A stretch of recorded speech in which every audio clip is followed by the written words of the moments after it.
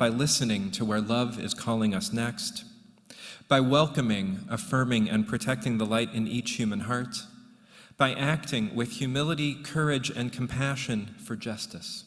And we do all of this with a deep commitment to ending oppression in all forms and building a beloved community of liberation, of joy, and of belonging for us all.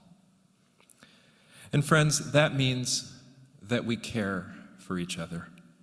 And in this time of COVID, we do that in some particular ways. We are encouraging all who can be to be vaccinated. We ask that you stay home if you feel sick or if you're waiting on a COVID test result.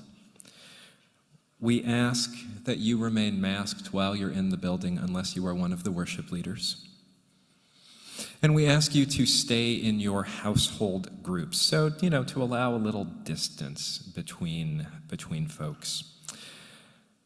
We also know that when we are together, particularly if it has been a while since you have seen someone, there can be this almost irresistible urge to just throw yourself at them, which is great, but we invite you to ask for consent before you go in for a hug. Just a real simple, hey, can I give you a hug? And that you ask that before hugging them, not, yeah. One last thing that I want to be sure to say, which is concerns singing. If you're in the sanctuary with us here, to let the worship leaders sing to you. If you are at home, if you are online, and I see you all online streaming in here saying good morning to everyone. If you are at home, you have a very important singing job to do, which is to sing as loudly as you possibly can, so loudly that we here in the sanctuary hear you, all right? Friends, this is the life that we invite you into when you journey with us, and there are lots of ways to get connected. One of those ways is to sign up for our newsletter. You can sign up on our website. It's firstuniversalistchurch.org. If you are new-ish to this congregation and would like to learn more, I want to invite you to attend First Step this morning. This is a class that will meet right after the service today. Gather just to my right here for a short orientation to the church, a little introduction to what Unitarian Universalism is all about, and some information about how you can get more involved here. That class is going to be led by Ginny Makinich, who's right over there with the blue folder. Thank you, Ginny. And it'll gather right here after the service. I also want to invite you to join us Wednesday evenings for a short, generally about 30-minute midweek time of meditation and connection. That's Wednesday night at 7 o'clock. Information on that is on our website. One last thing, folks. This afternoon at 2 o'clock, there are a handful, literally a handful of tickets left for this concert that Anne Reed and Joan Griffith will be offering, 2 p.m. here in the sanctuary. We are limiting capacity on this so that we're staying COVID safe, so if you would like a ticket, please grab that as soon as possible. You can get your tickets on our website, firstuniversalistchurch.org. This is a fundraiser for church. It is a chance to connect in community, to soak up some rhythm and music, and to support the work of the church. One real last thing. Next week is our State of the Church meeting. This is a mid-year check-in before we launch the annual giving campaign in March. It is an opportunity to connect with other church members, to get a heads up about some questions that we will be inviting you into at our annual meeting in June, and it is a chance to exercise one of the core responsibilities of membership. You can learn more in your order of service. You can learn more on our website. You can register for the annual meeting on our website, and we look forward to seeing you next Sunday at the State of the Church meeting. And so, friends, as we prepare ourselves for this time of connection and care, We remember that we are on land that is not our own, that people and land and beings are not possessions to own, that the earth and its people past, present, and future carry stories and hold histories of hope and resilience, of trauma and pain, and we commit ourselves to learning and holding it all, trusting in the power of love as we do what is ours to do to repair the web we all live within. It is good to be together this morning. So let's settle in. Let's take a breath together and prepare our hearts, our minds, and our bodies for this time of worship.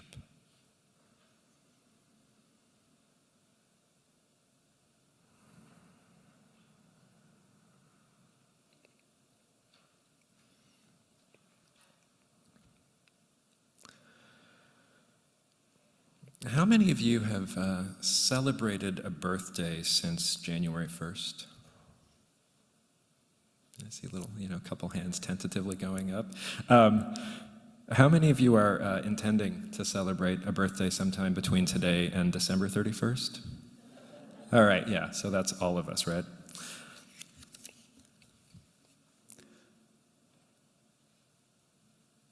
And some people are online or celebrating a birthday today. Happy birthday. Happy birthday to you. Happy birthday to you. Happy birthday, everybody. Happy birthday to you.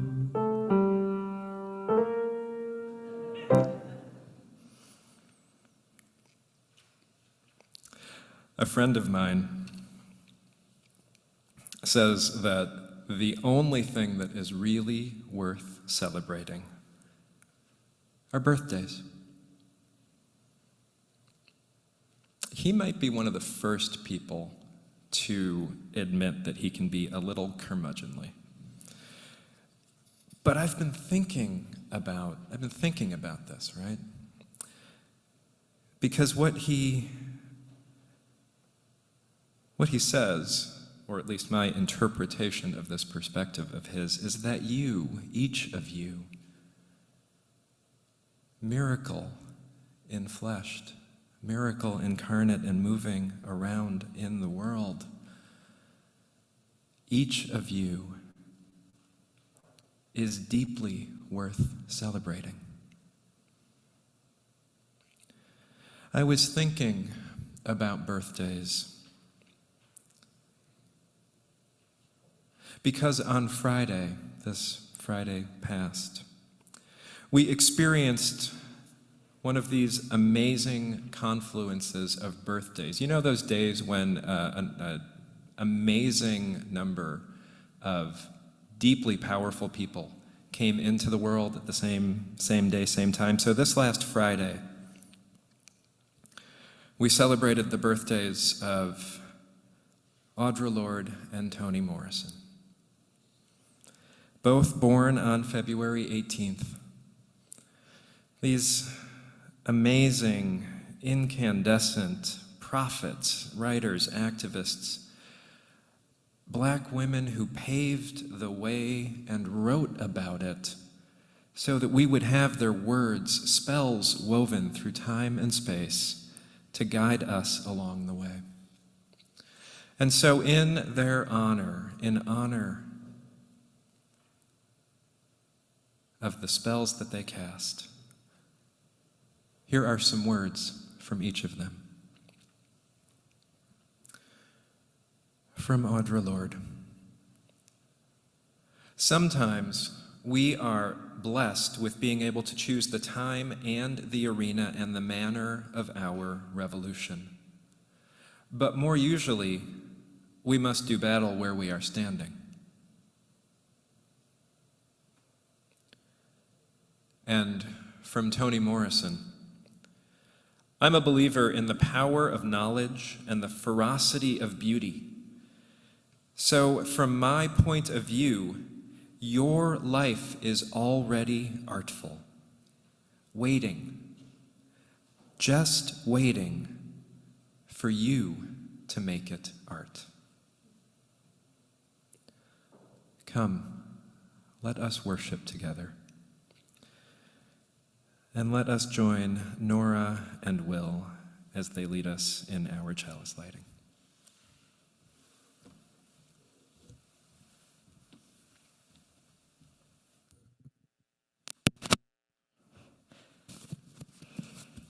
Please join me as I say the words of our church. Love is the spirit of this church, and service is its law. This is our great covenant, to dwell together in peace, to speak the truth in love, and to help one another.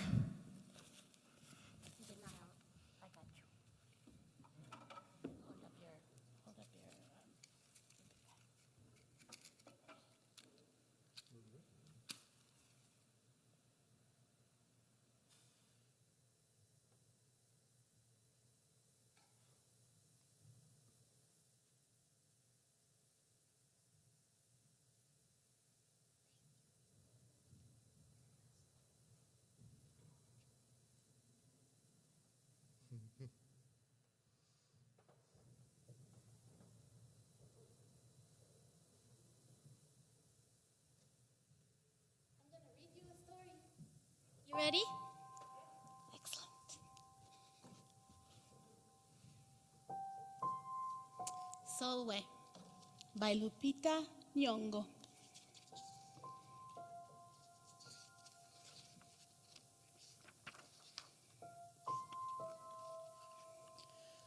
Solway was born the color of midnight.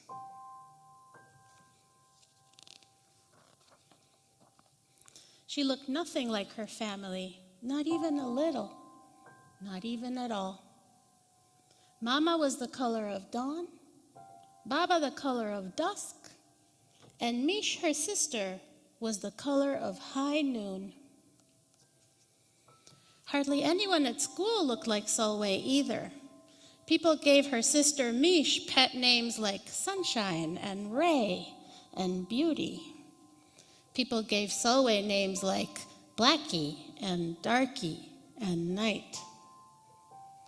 Solway felt hurt every time. So she hid away while her sister made lots of friends. Solway dreamed of being the same color as her sister. She wanted real friends too. So she got the biggest eraser she could find and tried to rub off a layer or two of her darkness. How do you think that felt? Not good.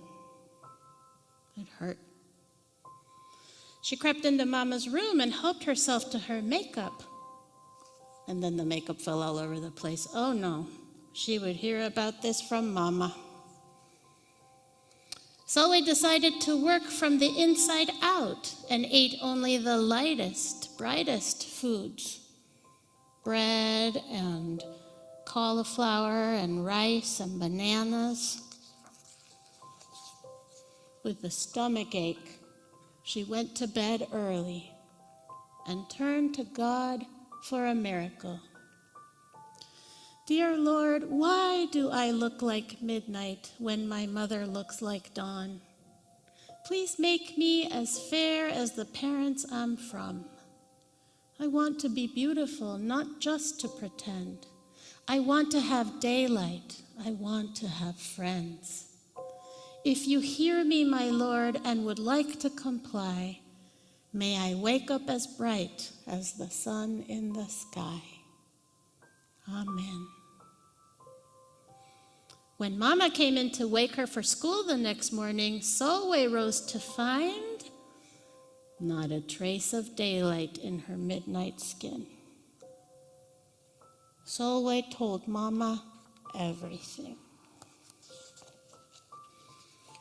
Mama asked, "What is your name?" "Solway," she muttered. "And what does it mean?" star, Solway whispered.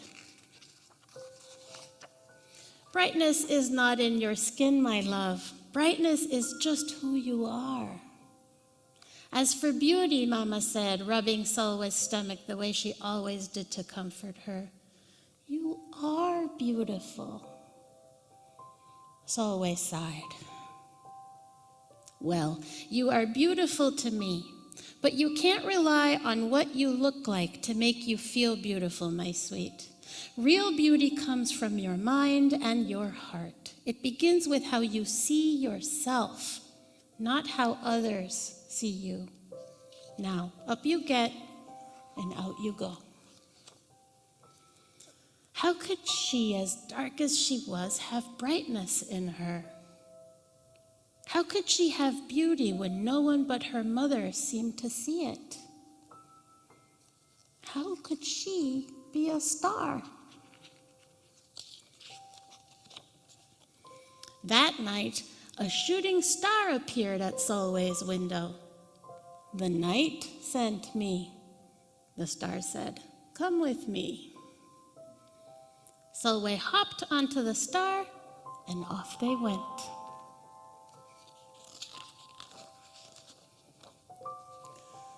Long ago, at the beginning of time, said the star, there was night and day, and they were sisters. They loved each other very much. But people didn't treat the sisters the same.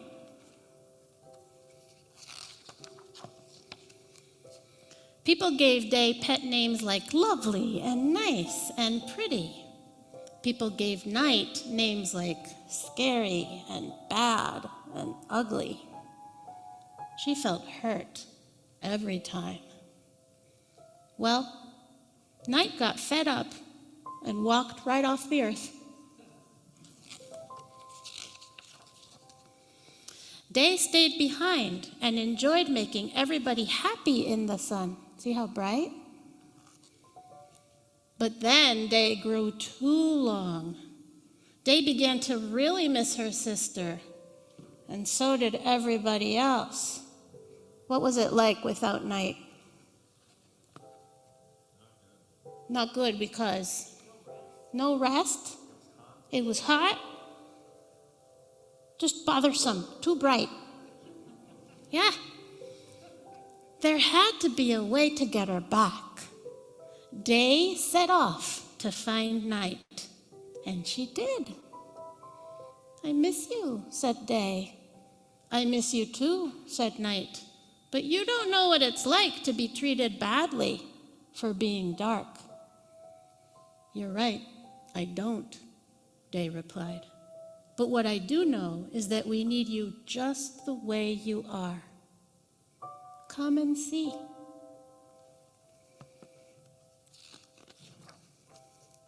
Night returned, and the people rejoiced.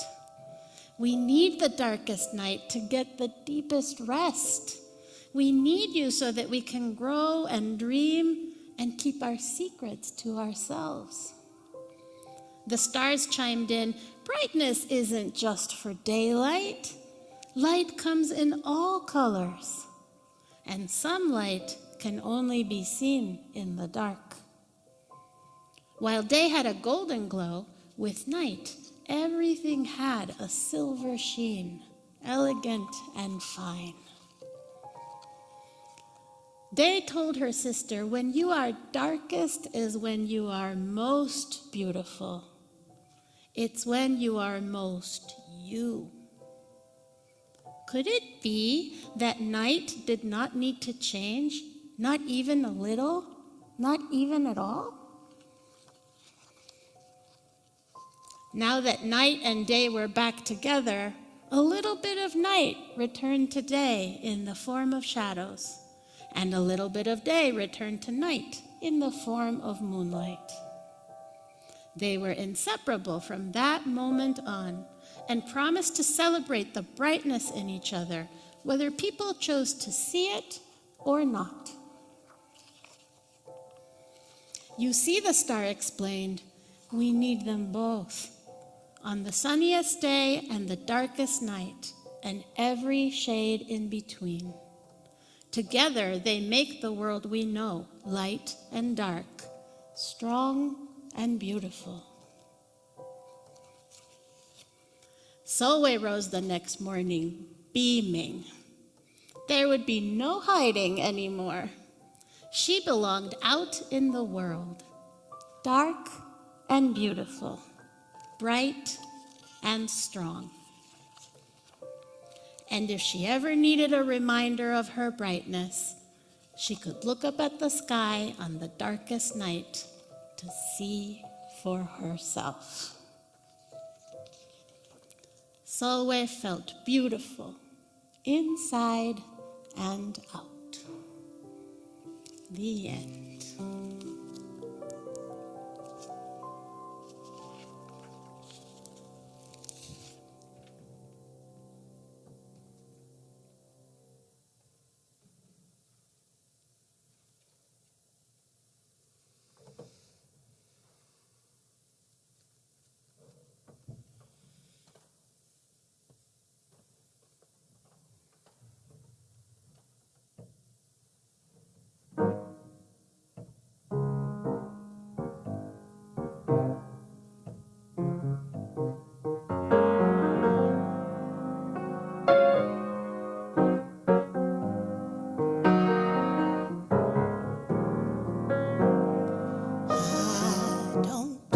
Feel no waste time. I've come too far from where I started from. Nobody told me the road would be easy, and I don't believe he brought me this far to leave me. I don't feel no waste time. Come too far from where I started from. Nobody told me the road would be easy, and I don't believe he brought me this far to leave me. I don't feel no waste time. Come too far from where I started from. Nobody told me the road would be easy, and I don't believe he brought me this far to leave me. I don't feel no waste time.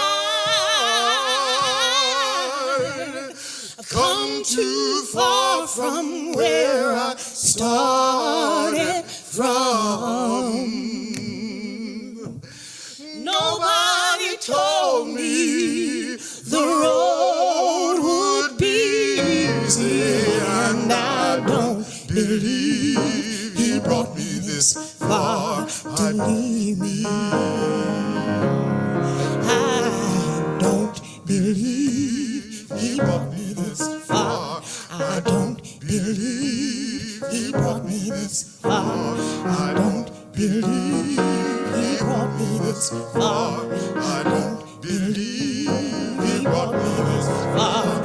I don't believe he brought me this far. I don't believe he brought me this far. I don't believe he brought me this far. I don't believe he brought me this far. I don't believe he brought me this far. I don't believe he brought me this far. I don't believe he brought me this far. I don't believe he brought me this far.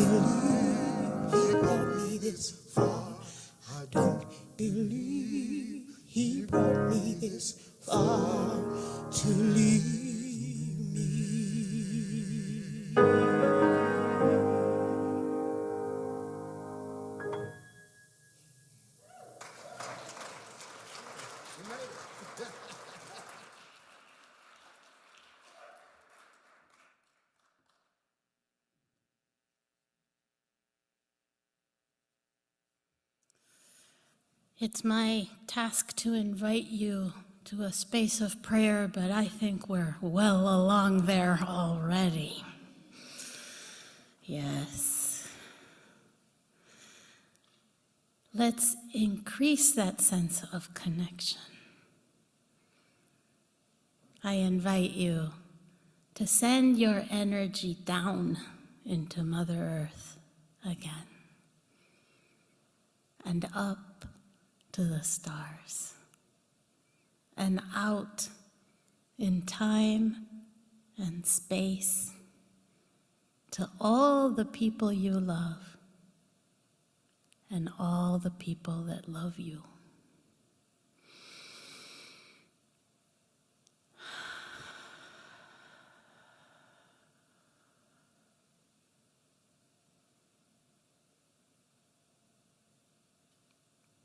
This is the space that we need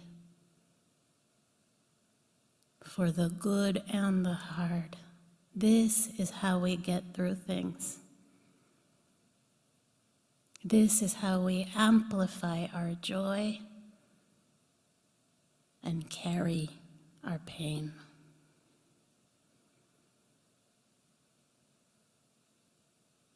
Let's take a moment to feel grateful for all that is good, and to let ourselves feel sad for all that isn't. All of the feelings are welcome here.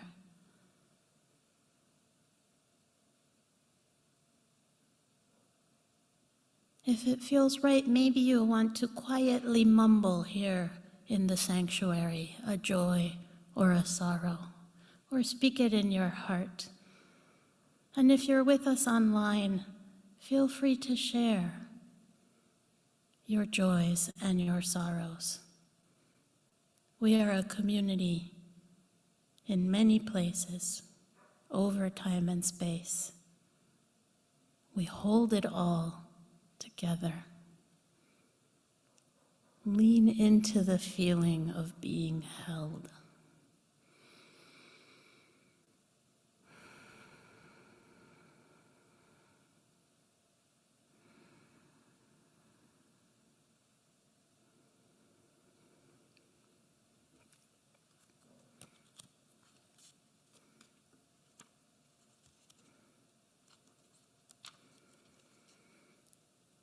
Spirit of wonder and power, great love that has wrapped us up in the magic of our presence here together, we offer our deep gratitude for the earth and the life in abundance she makes way for this moment and for these people, for the time we've already had here together to laugh, cry, break bread, cut up, learn, and grow together.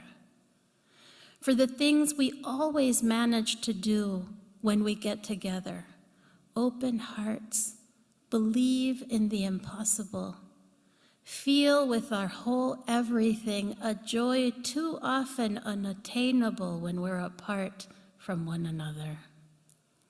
For all of the people in our lives whose prophetic words and deeds have paved the way for our dreams, our insights, and this very gathering to take place.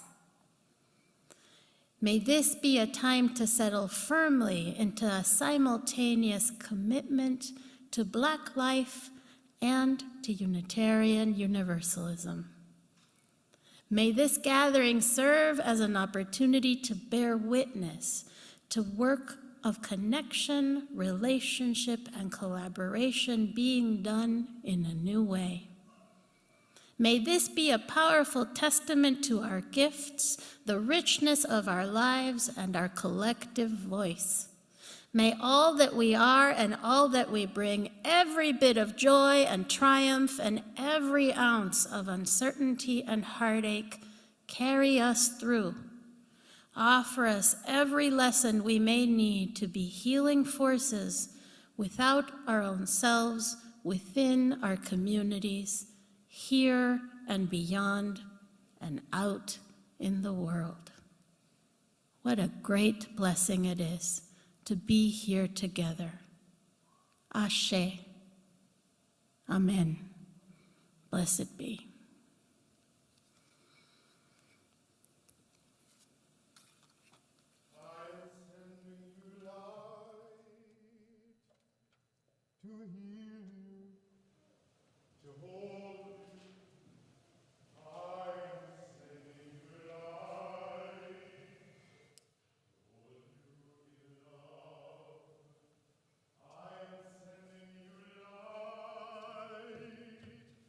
To hear you, to hold you, I am sending you light.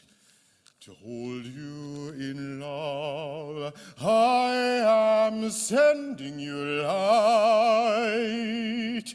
To heal you, to hold you, I am sending you light. To hold you in love, I am sending you light.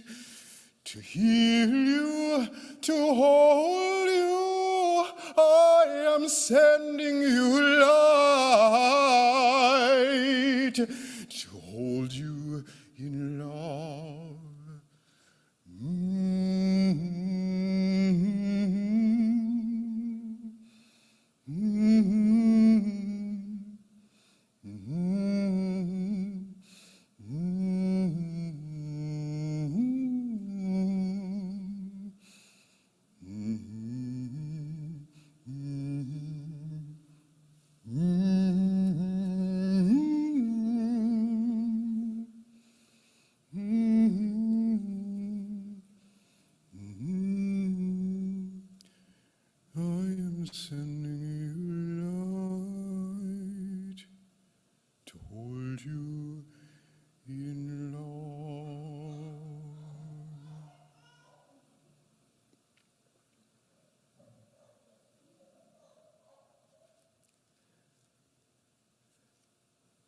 The greatest end to any song ever is the sound of a child.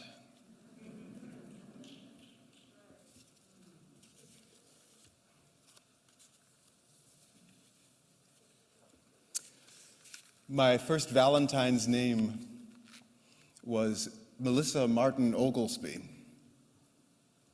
She was my second Valentine as well, and my third and fourth and fifth and sixth. I think I got all the way up to 9. She was also my mother. So that helped. It made it convenient. And I'm actually a very shy person, so it meant I didn't have to introduce myself to anybody that I didn't already know. So here I was with my Valentine. And I would buy my mother a present and make her a homemade card every time. One time, the homemade card was of those handmade turkeys that you can make usually for Thanksgiving. I don't know. I made it for Valentine's Day because it's all I could make at the time. Okay? Hearts came the next year. I forgot all about that practice when I went to college because, young folk, you forget stuff when you go to college. You forget more than you remember. And then I remembered it again and decided to amp up that practice. I wrote my mother a poem. In fact, I wrote it to all mothers. And it was a poem that prized the making of her leftover turkey sandwiches, in fact. To those whose turkey sandwiches are irrevocably perfect, was the line. And I forgot about that tradition until a few weeks ago, and it occurred to me that it's time for another vamp up. And the opportunity presented itself in the form of our get-together today. And so today I'm welcoming you into a journey of celebrating what I call Black magic.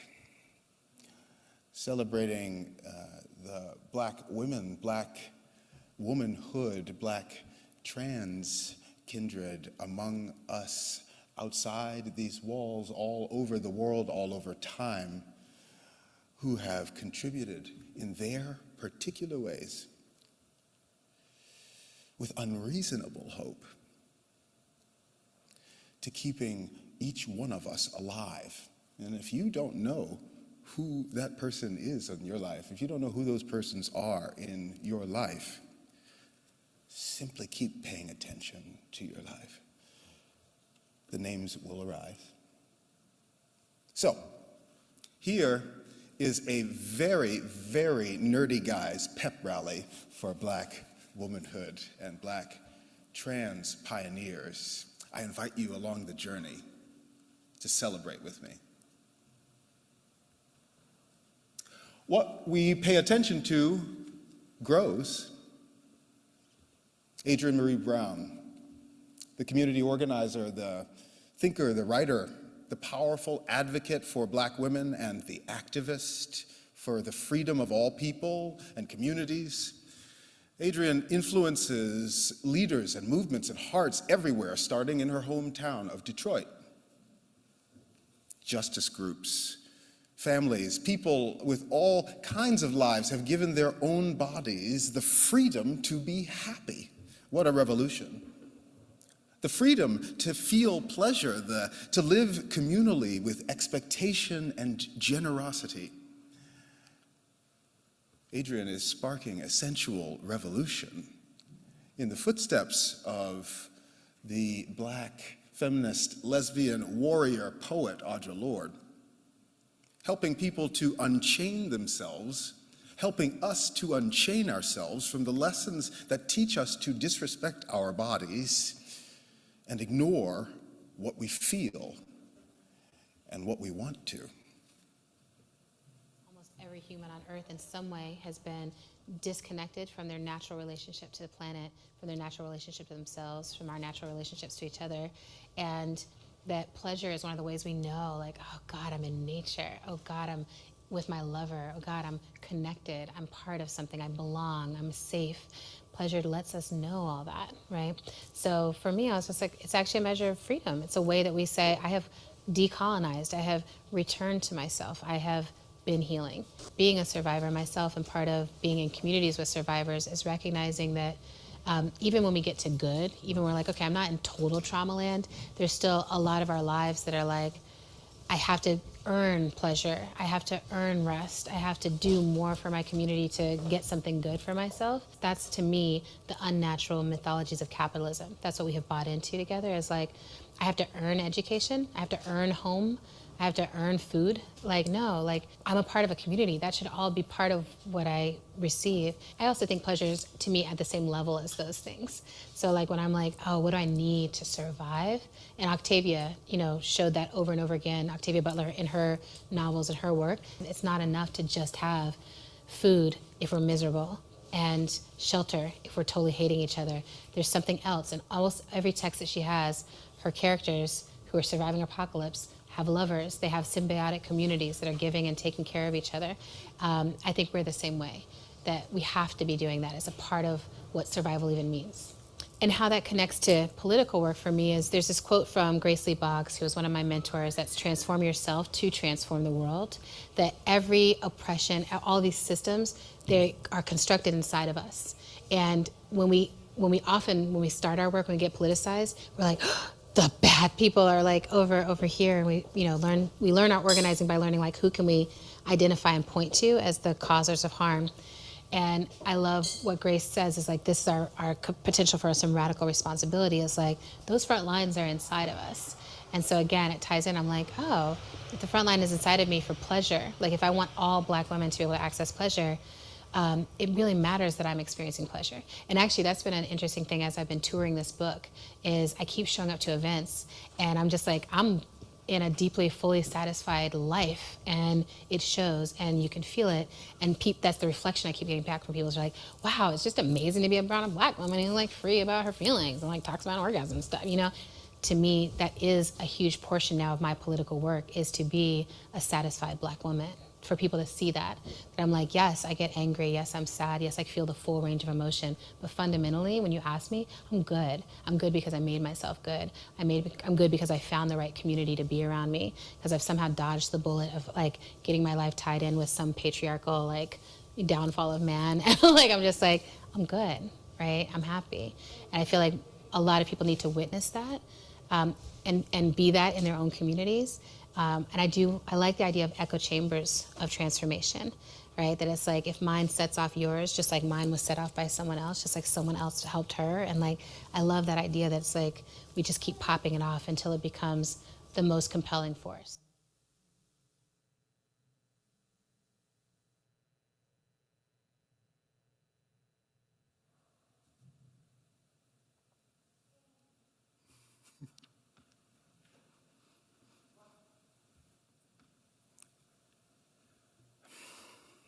Adrian's work has an influence in the ways that we take care of ourselves and build communities, families every day. Adrian's is one of the names in a sea of many names. We owe a lot of thanks, yet rarely gets much more than a passing glance in the larger world. In the season which calls for us to express love as fully as we know how, we celebrate Adrienne Marie Brown and all the heroes who have strengthened the pleasure and power of Black women, those prophets who call all of us to freer, love-drenched days, identities, and nights. Honor Black History Month and buy Adrian's books from a Black-owned bookstore. If you don't know how to find one to visit in person or online, then I say honor Black History Month by figuring that out.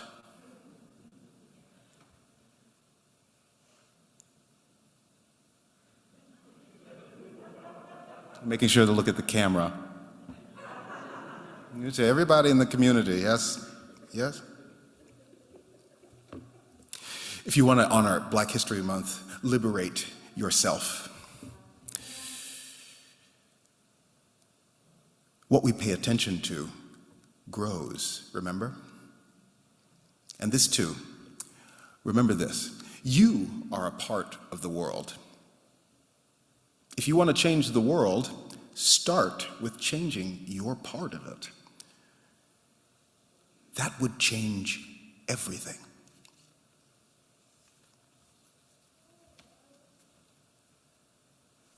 Have come together to survive, and they basically create a foundation of their own bodies, like a bottom layer of their own bodies, that then other ants climb on top of until they create this floating mound that then is able to make sure that the majority of them survive until they come across something that is a higher ground. Right now we are drowning in the overwhelm of this political moment and the overwhelm of hard decisions. How do we reach out and hold on to each other, knowing that holding on to each other makes us a more stable body that can actually float and not pushing each other down, not pushing each other under. One of my favorite examples in the human world is actually the work of Black Lives Matter and the movement for Black Lives, and feeling like this was emergent. It's not like someone sat down at a table and was like, I've got it all figured out. I know how we're going to catalyze Black people into their liberation fight and taking direct action right now. That's not what happened. The phrase Black Lives Matter was first coined in 2013 by 3 African American women in response to George Zimmerman's acquittal. But the term didn't gain widespread use until August 9th, 2014, when Michael Brown was shot and killed by a white police officer in Ferguson, Missouri. Protesters swarmed the city, holding signs that read, "Black Lives Matter." The overwhelming police response to the protests kept the slogan in the news for days. While Ferguson began to calm down, the combination of social media, ubiquitous video cameras, and the recurrence of African American deaths at the hands of police meant that it was only a matter of time before Black Lives Matter reappeared. In the days after Garner's death, rallies were held in 5 cities, with protesters calling themselves part of the Black Lives Matter movement. Almost a year later in Baltimore, Freddie Gray, a 25-year-old African American man, was chased by police and later found in the back of a police van with 80% of his spine severed. The online movement has taken on a life of its own, and unlike a lot of hashtag activism, the Black Lives Matter banner has generated a sustained rallying cry for change and real-world results. When the University of Missouri came under fire for failing to address persistent complaints about racism on campus, Black Lives Matter contributed to protests that toppled the school's president. Nobody is free until all of us are free. That's the end goal. There was just a heartbreak. It really, to me, it grows out of a heartbreak. Like if you look at the original post that Alicia put, it was like, my heart is broken and our lives matter.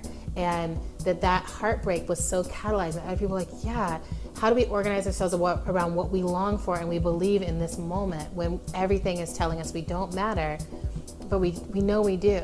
How do we move that? And that so many people answered that call, and that they have really tried to hold like, oh, what does decentralization look like? How do we keep adapting to changing conditions? Things that organically emerged from a real desire and a real longing, those are the ones that catalyze the most other people. They're super compelling. Like when you see someone feeling a real emotion, that's what you want to move towards.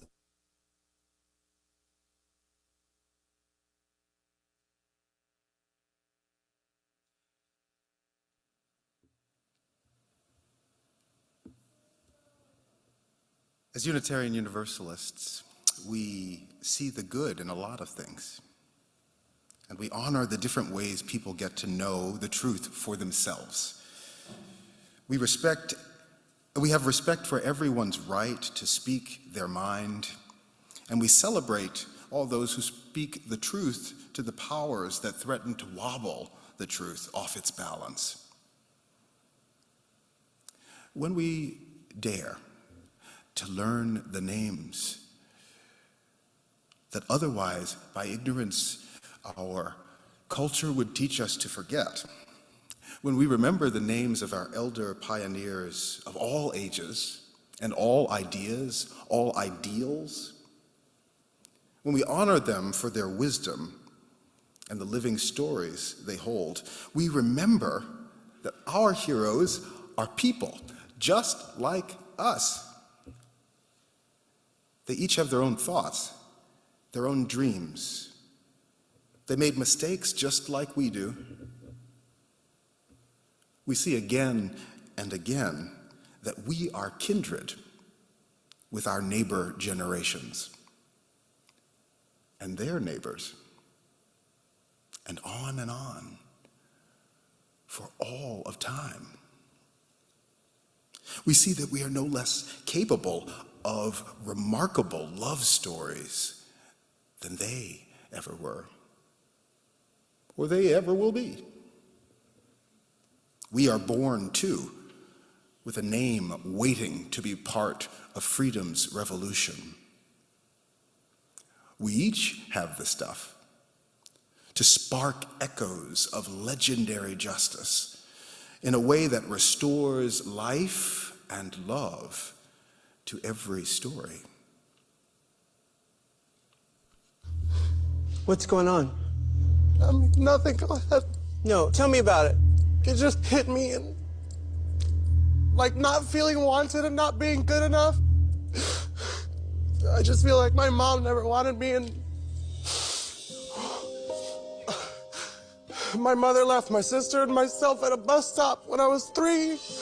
And I remember it like it was yesterday, and then like I come off as this strong character. I try to stay so strong, but it was so weak at the same time.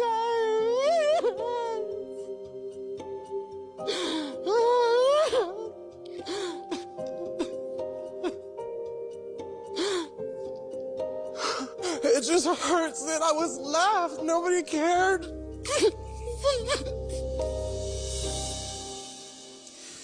We love you. And you are so welcome here.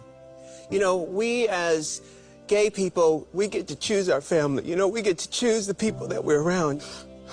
You know what I'm saying? I am your family. We are a family here. I love you. I love you.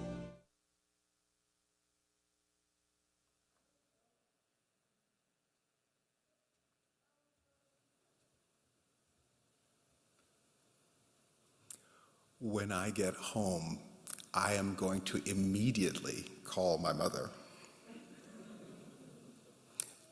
Because I have fulfilled one of my life's goals, which is to find a way to, in a spiritually, theologically appropriate manner, quote directly from my favorite TV show. She's gonna get a kick out of that. And then I'm gonna call my grandmother, she's also a minister, and tell her the same thing. She's gonna go, what? Okay. I close here to honor the many Black women, the many Black trans women and men especially, who were foundational to the gay rights movement. We know Stonewall, but fewer of us know Marsha P. Johnson, and those are the names that we need to know, that at the fundament of all that we call free in our bodies and spirits, so much of that has come from the sacrifice, the hard work, and the unreasonable hope and joy of Blackness. And so we celebrate, because not enough celebrating is being done, and we celebrate because celebration is part of the point of our coming together. We ascribe worth, that's what worship is. So let us not leave this place without making sure to say Adrienne Marie Brown. And if we say Adrienne Marie Brown, we have to say Alicia, and we have to say Ayo, and we have to say Toni Morrison, and we have to say Octavia Butler, and we have to say Audre Lorde and Melanie DeMoore. We need to say Melissa Martin Oglesby. We need to say Catherine Martin, that's my grandmother. You need to say names too. Say them on your own time. Say them now. Say them quietly. Say them loud. Say the names of the living hope that goes with us each and all. Yes. This is my sermon partner over here. Yes, I see you. Yes, you too. Friends, there is cause for joy just because we woke up. There is cause for deep gratitude now for the names that we honor, the ones that we keep in the silent sanctuaries of our hearts, the ones that we all now collect, honor, lift up, and add to the flame so that all might see and all might hear and all might be free. So may it be. Amen. Ashe.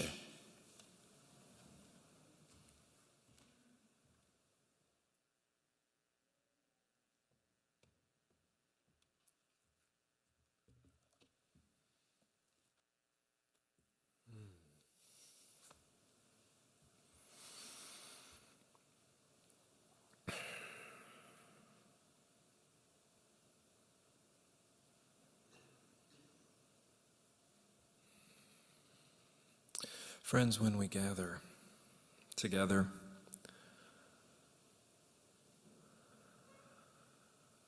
we create this space of giving and receiving, of growing together.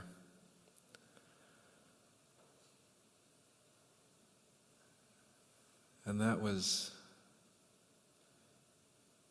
an amazing gift that we received. Thank you, Dr. Glenn Thomas.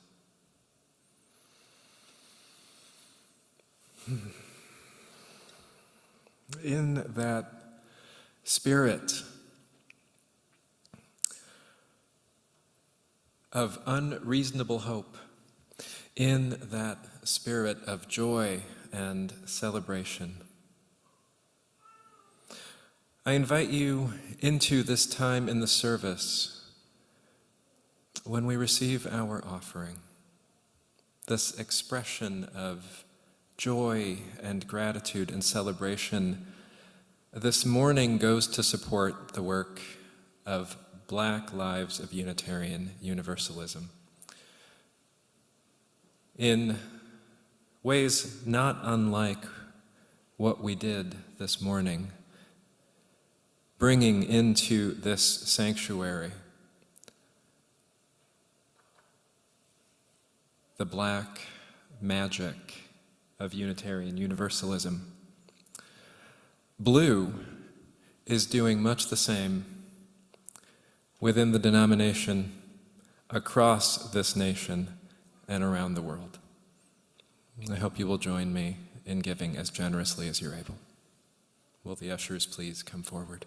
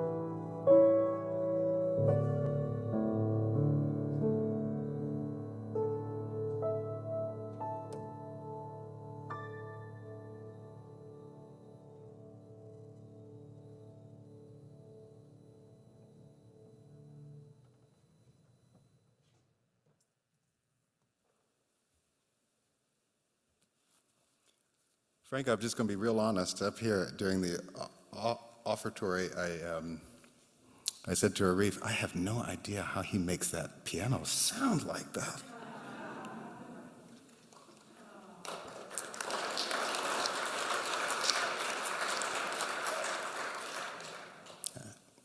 I had just a whole cause to be proud of the long lineage of black artistry.